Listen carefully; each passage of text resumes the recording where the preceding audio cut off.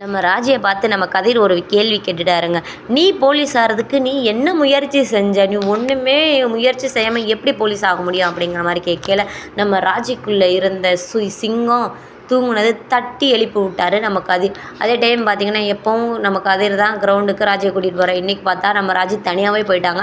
வீடு ஃபுல்லா நம்ம கதிர் தேடுறாரு. அவங்க அம்மாச்சிகிட்டயும் கேட்குறாரு, "நான் பார்க்கலையேப்பா, உன் கூட தான் இருப்பா அப்படின்னு நினச்சேன்." அப்படிங்கிற மாரி சொல்றாங்கங்க. அங்க பார்த்தா கிரவுண்ட்ல வெறித்தனமா ஓடிக்கிட்டு இருக்காங்க நம்ம ராஜி. "என்ன நீ சொல்லாம கொள்ளாம வந்துட்டு, இனிமே போலீஸ் ஆகறதுக்கான எல்லா முயற்சியும் நான் மட்டுமே பண்ண போறேன்." அப்படிங்கிற மாரி சொல்லிட்டு, அவங்களோட பிராக்டிஸ அவங்க ஸ்டார்ட் பண்ணிட்டாங்கங்க. அதே மாரி மயில் வந்து அவங்களோட வாழ்க்கைய நானே பார்த்துக்கிறேன். நீங்க எங்க வாழ்க்கையில தலையிடக்கூடாது அப்படின்னு அவங்க அம்மா, அப்பாவுக்கும் சவால் விடுறாங்கங்க.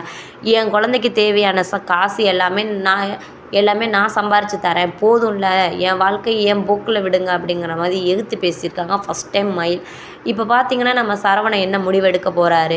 அந்த வெண்ணிலாங்கிற ஒரு பொண்ணு வந்திருக்காரு. அந்த பொண்ணு பின்னாடி சுத்திட்டு திரிறாரு. இப்ப இந்த மயிலவா? இல்ல வெண்ணிலாவா? இல்ல மயில ஏத்துக்குவாங்களா? ஏத்துக்கிற மாட்டாங்களா? இல்ல அவங்க அப்பா, அம்மாவுக்கு இந்த விஷயம் தெரிஞ்சு நம்ம சரவணனோட அப்பா, அம்மா போய் நம்ம சரவணன் பேசுவாங்களா? பேசி சரவணன் ஃபேமிலி மொத்தமா சேர்ந்து என்ன முடிவு எடுக்க போறாங்க? மயிலோட வாழ்க்கைக்கு என்ன முடிவு என்னன்னு சீரியல்ல பார்க்கலாங்க.